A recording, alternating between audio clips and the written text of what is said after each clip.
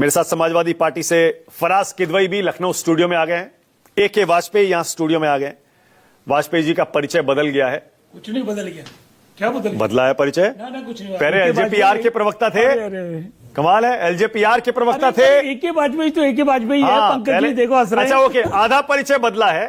LJPR के प्रवक्ता से अब आरएलएम के प्रवक्ता हो गए। बाकी आधा परिचय वही है, सुप्रीम कोर्ट के जाने माने वकील है। ठीक है वाजपेयी जी, बहुत बढ़िया। अभी आपकी कहानी भी पूछूंगा। ठीक, स्वागत। मेरे साथ शीतल सिंह, पंकज शर्मा, दो सीनियर जर्नलिस्ट भी हैं, और मेरे साथ शांतनु गुप्ता भी जुड़ेंगे, राजनीतिक विश्लेषक हैं। सभी का स्वागत। पूजा ए.के. वाजपेयी, चिराग पासवान की पार्टी एलजेपीआर के प्रवक्ता थे कितने दिन पहले तक? 3-4 दिन पहले तक प्रवक्ता थे। नहीं, नेता भी थे, प्रवक्ता भी थे। अरे नहीं, उससे और ज्यादा थे। फाउंडिंग मेंबर थे। फाउंडिंग मेंबर थे और जनता दल के फाउंडर मेंबर रहे हैं। और कौन सा प्राइम मिनिस्टर जिसके साथ काम नहीं, बहुत बड़ा इतिहास है।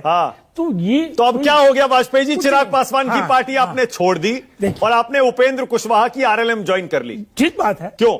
देखिए, और बड़े नाराज नजर आ रहे थे आप प्रेस कॉन्फ्रेंस में। कोई तो कारण होगा। क्या कोई तो कारण होगा। कारण खोल देते हैं। खोलिए। देखिए, इसके पीछे सिर्फ और सिर्फ एक ही कारण है, चाचा भतीजे की गैप जो है बीच का। हम लोगों का काम करने का तरीका दूसरा है। पंकज जी बैठे हैं, पंकज जी ज्यादा समझेंगे। और ये जो नए बच्चे हैं, हमारे भी घर में भी, परिवार में भी बच्चे हैं, उनका भी काम करने का तरीका अलग है। तो यही थोड़ा सा रहता है मामला राजनीति का भी।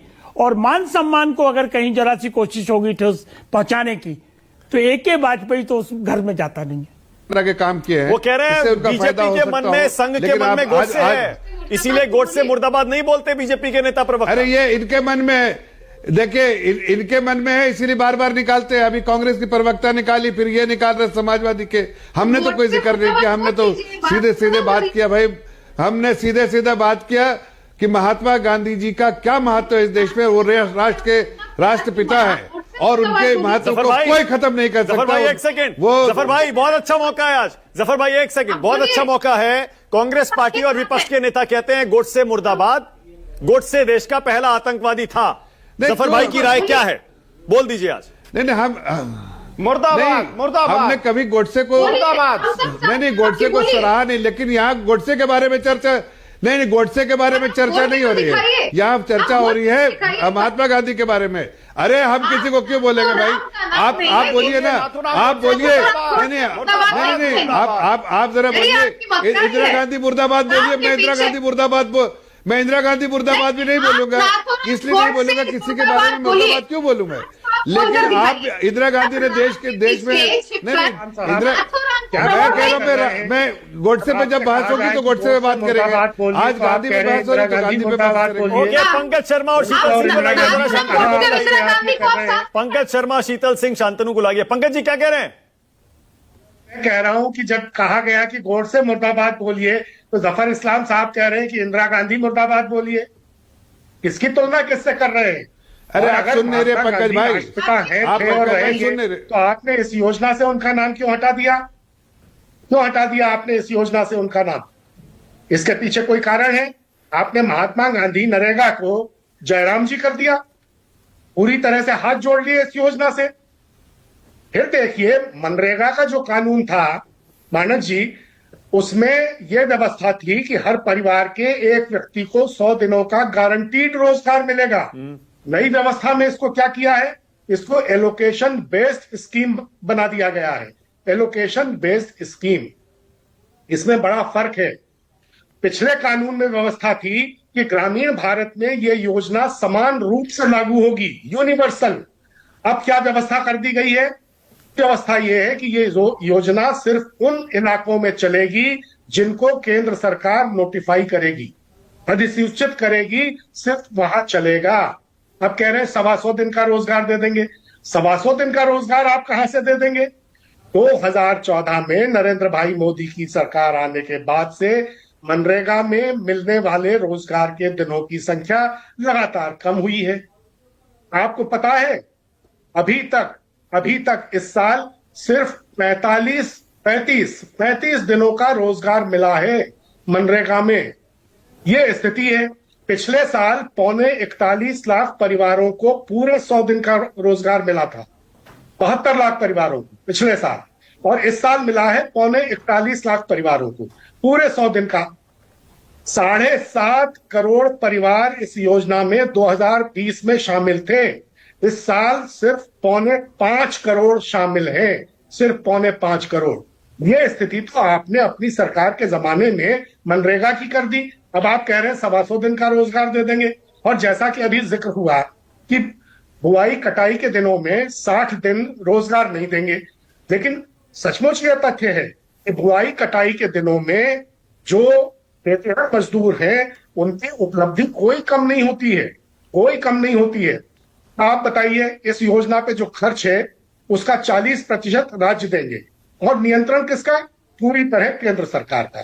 कौन सा राज्य होगा भाई? इनके भारतीय जनता पार्टी और एनडीए के नेता खुद इसका विरोध कर रहे हैं और कह रहे हैं कि इस फंडिंग के मामले को देखना चाहिए। तेलुगु देशम के लोकसभा के एक सांसद ने कल खुलेआम संसद में कहा कि इस योजना में जो इस तरह के विरोधाभास है, इससे कैसे काम चलेगा।